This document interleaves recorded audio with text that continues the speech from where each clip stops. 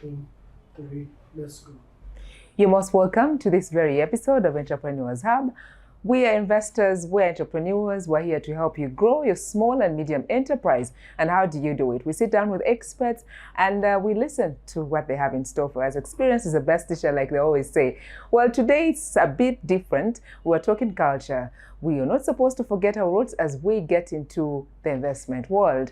Our guest for the day is Stephen Masiga, spokesperson from Masiga Cultural Institution, is here to give us more on what they have done and what they expect to achieve as far as the institution is concerned, and how you can tap into it. Not only the Masiga, not only the business community, but it is for us all as Ugandans. My name is Sandra Kahonde, and it's a pleasure to spend time with you. My guest for the day, I won't waste much of your time. We have a lot to talk about. Culture works for us, and in everything that we do, it is all about culture, the way we compose ourselves. You're an entrepreneur out there. You don't have to forget the roots.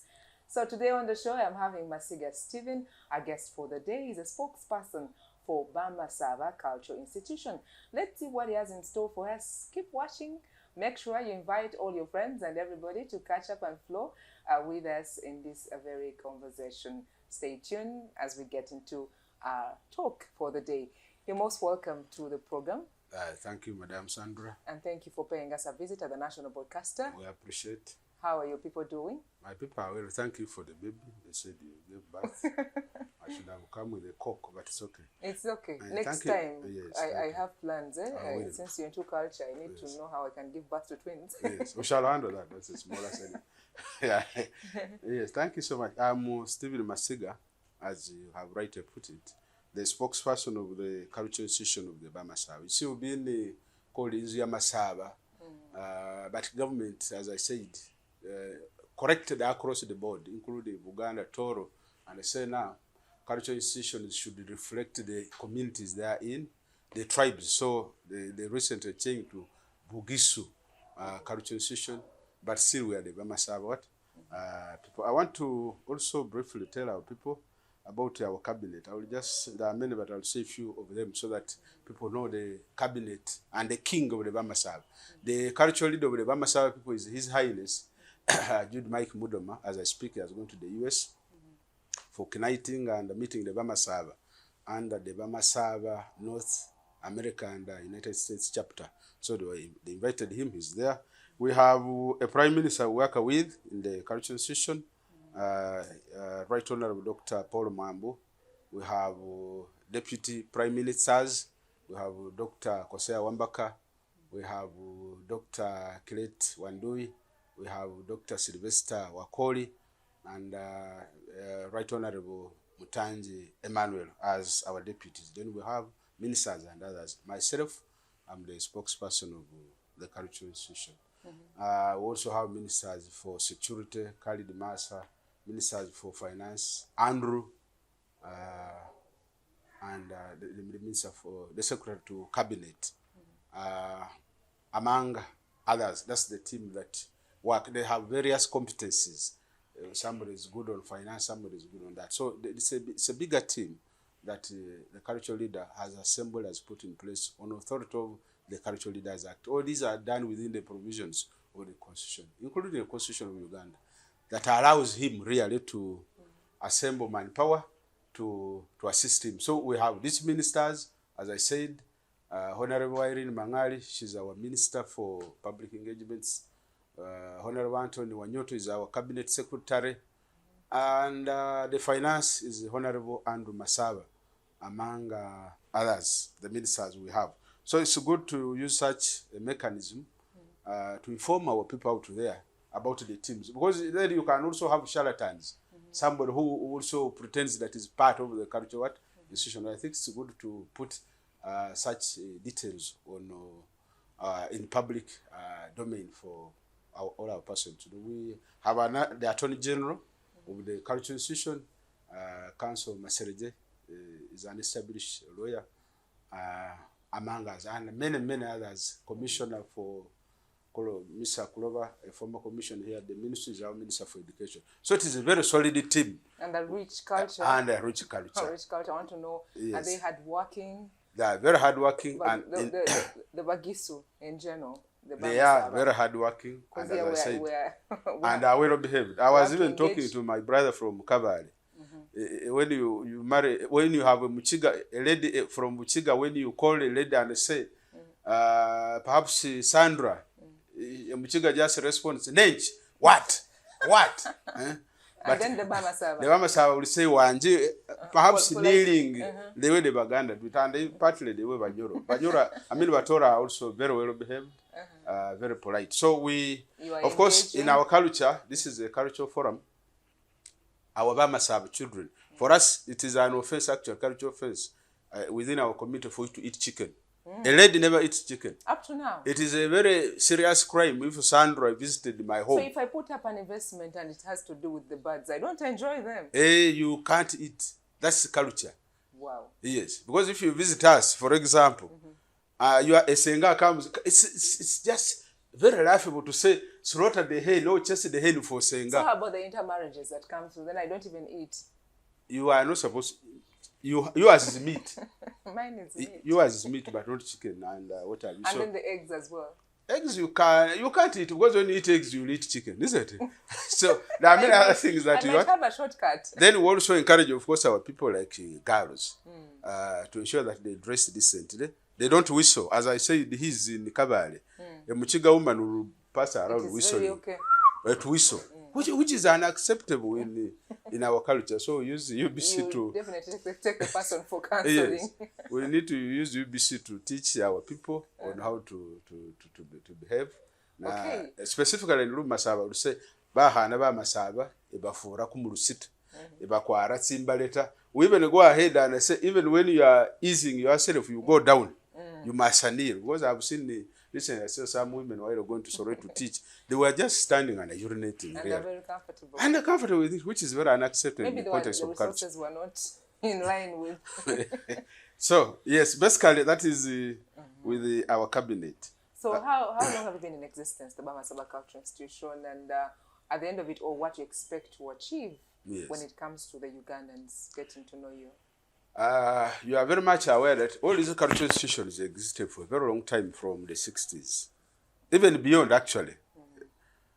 You know, Buganda is very old, hundreds of years. Yours in Toro is quite very old, among others. But ours begin somewhere around 64, when the government of Uganda, then, and the leadership of President Milton Obote, allowed communities, because it was a political move to counter the influence of traditional institutions. So they allow the communities to elect or to identify persons who will serve as community actors or community custodians, persons who could be custodians of cultural and other norms of their communities. So they identified the person at that time who was called Umuyinga, the equivalent of Umukuka, equivalent of a king.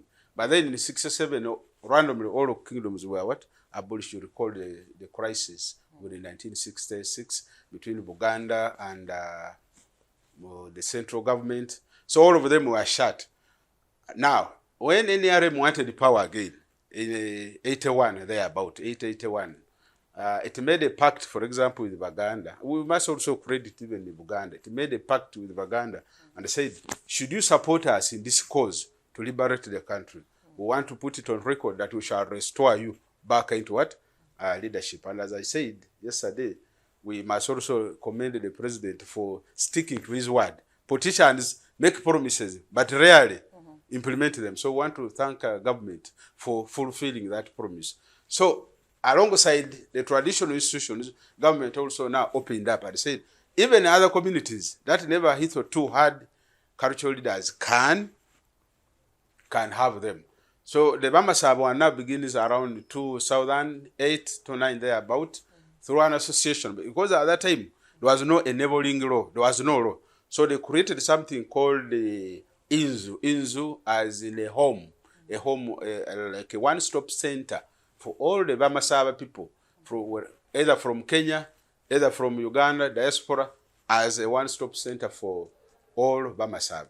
So we, however, fortunate enough, in around 2011, government now enacted a full-blown law in the form of the Cultural Leaders Act to make operative Article 246 of the Constitution that it had already now okayed, because there was now a provision, but there was no enabling law. You know, a constitution alone, you cannot activate a constitution. You need another law made by Parliament to activate the provisions of what?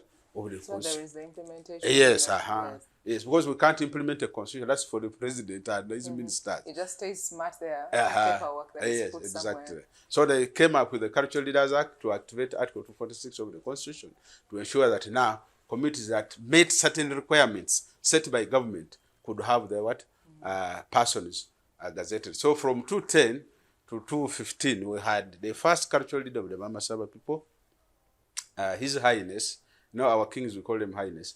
His Highness Umukuka Emeritus, may his soul rest in peace. He passed on, I think last year or so. Yes. Then he reigned for 215, or reigned for 5 years, up to 15. From 215 up to 220, we had another one. His Highness Emeritus, now the late also, Mushkor Bob, for 5 years. So between 220 to 223, there was a lot of friction around town.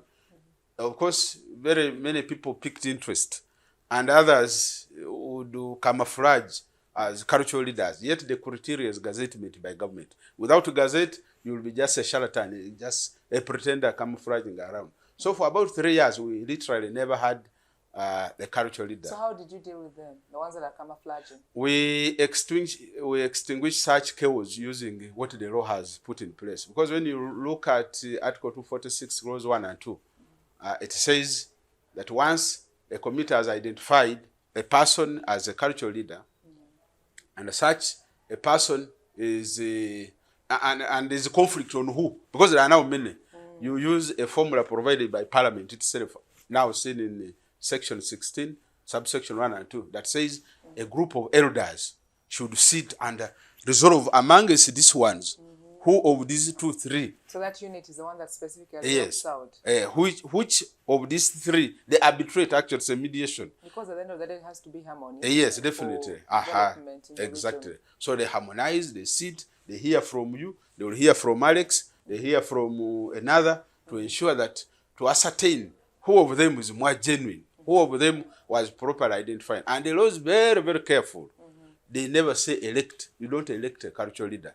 That's why the other time when there was some chaos, when Umukukatu wanted to be impeached, people wanted to impeach the Umukukatu of the Bamasai people. You cannot use a political process, because impeachment is a political process, which is a preserve of the president and the Speaker of Parliament. It must be tough. Yes. So you cannot use a political process prescribed by the law to remove a cultural leader, So because they're not elected. Yes. Well, Yes. so let's quickly get to the issue of what you want to achieve as We an institution. in the 2-3 now, after all these chaos that I've talked about, the Minister of Gender wrote to us and assigned one of the first Umukukas to mediate. After the mediation, they resolved and they gazetted the current Umukuka, who has now reigned for about 2 years. As a community, we have very many things that we feel we should give our people. So far, for the 2 years that the cultural leader and his cabinet have served our people, they have put up renovated the palace, added another annex, they have secured scholarships for the people. We are doing partnerships. For example, I told you about UNDP.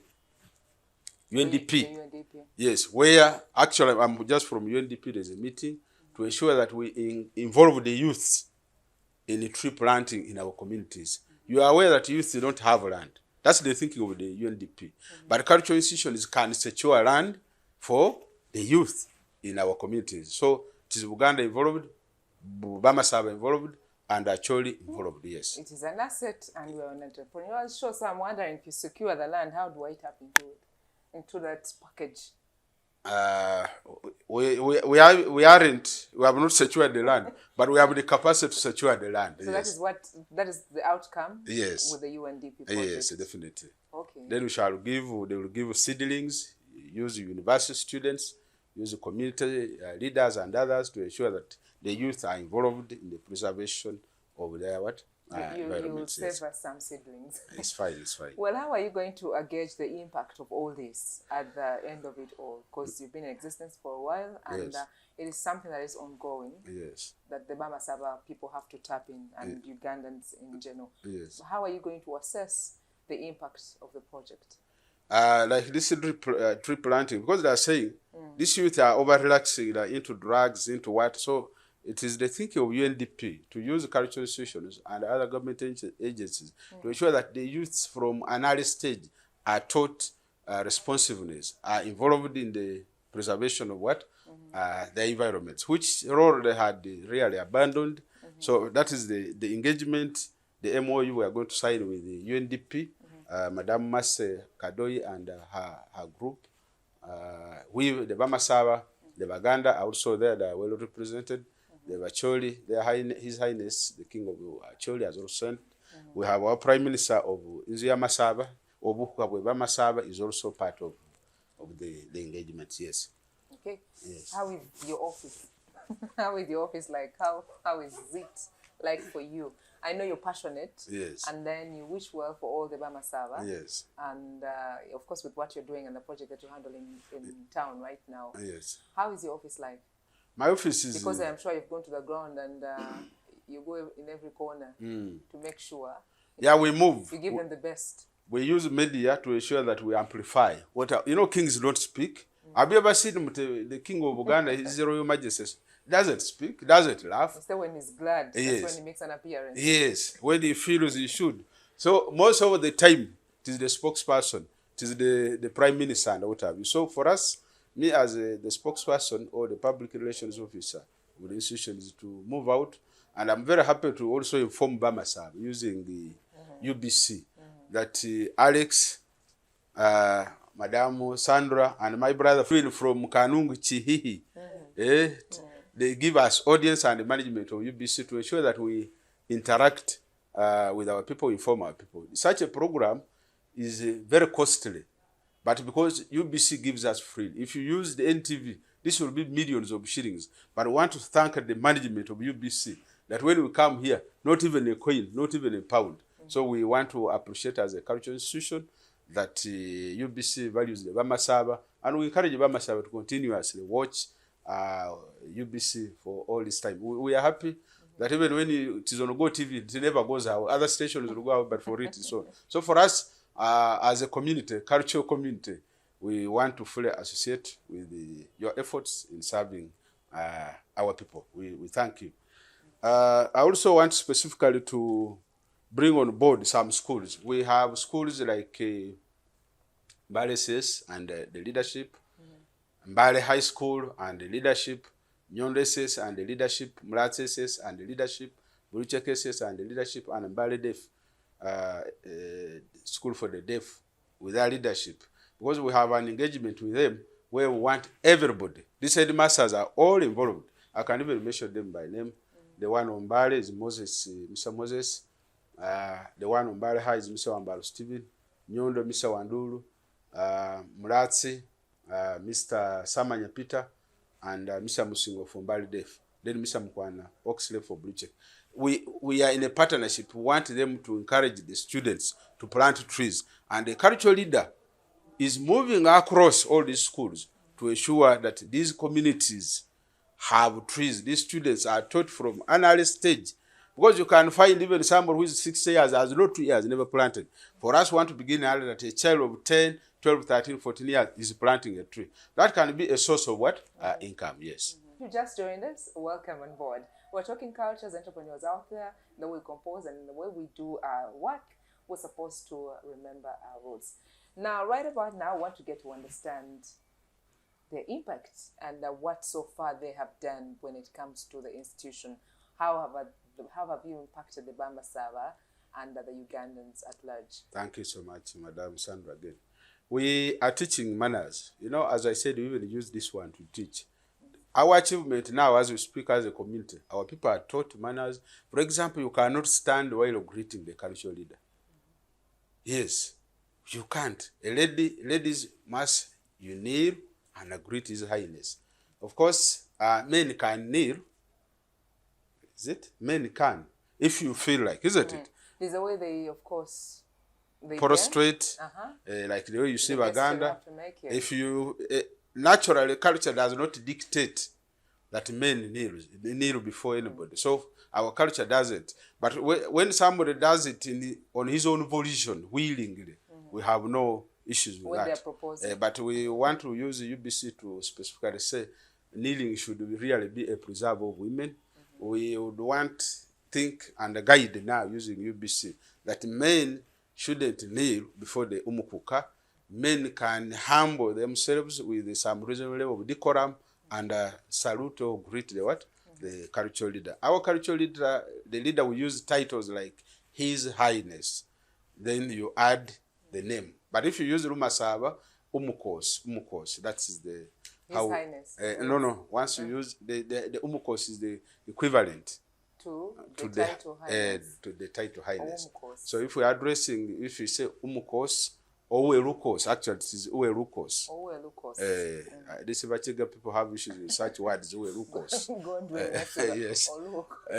So His Highness, the Umukuka, 3 of the Bamasa people. So that's how we go along as a cultural institution, so that we appear to have decorum. Then our ministers are called honorables, like the prime minister is the right honorable. Then other ministers honorables. So it's that's decorum to ensure that you address each other with some reasonable respect.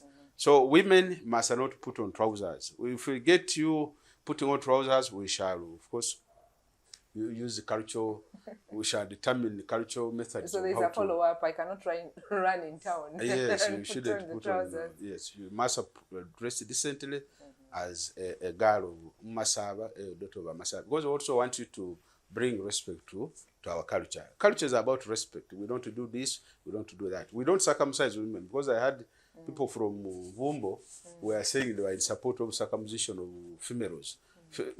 Female genital mutilation was outlawed in Uganda, so it cannot be practiced. So Bamasaba don't do it. We have never done that one. Ours is circumcision for men. So that's quite important for our people out there to know. We, as a cultural institution, there are many issues. There are many issues we have achieved. Firstly, we managed to, as I said, to have the policy in place. We added on an annex, an extra one. We're also trying to talk to the Minister of Local Government to ensure that when Mbali Rural District leaves, all those buildings should be given to the cultural institution because it has very cultural and historical significance. Yes, so we want it to be given under to the cultural institution, to the leadership to manage it on behalf of of the people. You remember President Museveni was almost being killed that side, so we want that house to the cultural institution. We have also secured scholarships from Ibanda University to our people. We are talking to Makerere University to ensure that they give us scholarships. We are talking to IU. We are talking to a number of secondary schools so that we are able to help children who are unable to pay fees here and there. We also secured scholarships, masters and PhDs from the University of Western Cape, South Africa, and another university in the US. The University of West England, or Anglia as they call it, is in advanced stages to ensure that they design for us. They do architectural design for the construction of the museum and the palace. So we want to put up a proper palace at the cultural site. We, of course, use this opportunity to call on Bamasaba to ensure that they mobilize. When we come to them, they should be ready to do mobilization so that we support the construction. Even the government, we appeal to government to be ready. Anytime we are knocking on the door of the Prime Minister, Right Honorable Nabanja Robina, His Excellency the President, we shall knock. All ministries, even UBC, we shall come for bricks everywhere. Even him, for his Kinkizi, we shall come. Yes. No, it is well. We're here to inspire and spread love. Yes. Okay, just getting to know you play the year. It's just the start of the year. Few months past the year 2025. With such achievements as you line them up, I am sure you still have a lot of projects just away from the UNDP that you explained earlier on. What plans do you have? Plans ahead, moving forward as an institution? As an institution, we have very a robust cultural plan to ensure that we mobilize our people, the Bamasai people, to utilize all government programs, health, PDM. It is our duty to mobilize. Actually, the essence of gazetting is to ensure that we mobilize the community. It is our duty to mobilize using what? UBC. We specifically also appeal to schools and thank them. Like the one I said in Mbale Says, Mbale High. Some of these schools have also given us cement. This construction I talked about, they made some contributions of cement to support the construction of the palace. Mbale Says, Mbale High, Mbale Def, Nyondo, and Mulatse Says. They did substantial progress in the context of raising resources. Others are Dr. Rubanza. We have Mr. Mutanji, actually, I wouldn't want to forget that one. He gave the cultural institution. He's a minister within the cultural institution. As I told you, our people have capacity. He raised 10 million shillings to help in the construction. We also want to put up a radio station. We also want to put up a TV. So we need money from you people. We shall come here again. Come and find the Bamasaba community. Yes. And teach them culture, one or two things. Yes. Okay, amazing. Well, before we let our guest for the day go, Mr. Masiga, Stephen, a spokesperson, something you wouldn't wish to leave out. Yes. Something you'd love to share with the Ugandans. I would want to guide our people that let's put our heads together to serve our community. Culture is about unity. So issues of being belligerent, these people who want to be antagonistic. I've seen chaos in Buganda. I saw chaos in some other cultural institutions. For us, we want to use UBC TV to tell our people that let's unite.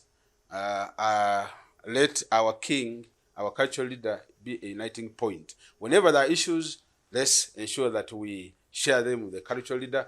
I want to thank specifically the cabinet of the cultural institution, headed by the Prime Minister, Dr. Paul Mwambu, and his team, where I also fall, for the work, for the service, especially our ministers like Dr.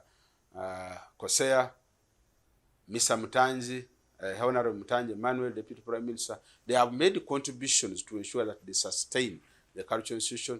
They make very significant contributions to many of our programs, including, as I said, the radio stations. So I would want to use this opportunity to wish Bamasaba well, and also encourage our people, the Bamasaba people, to make use of the heavy rains and plant sufficient crops as we prepare for circumcision next year, which is about 180 days away from now.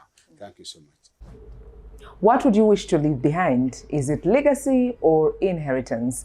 Well, as you carry on, think about that as you enjoy your day or as you lay back and retire for the day. It's always good to reflect and see what you want to achieve or what you wish for others.